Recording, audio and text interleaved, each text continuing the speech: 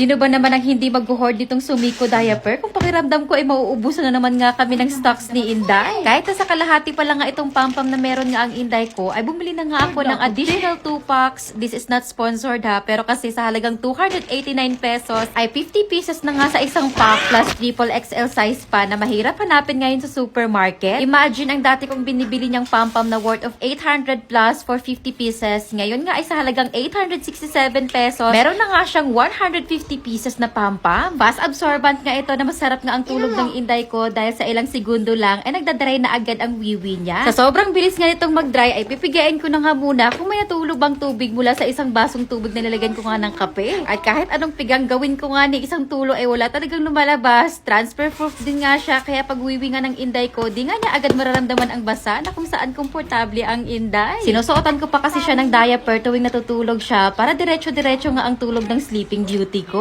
ay for the go.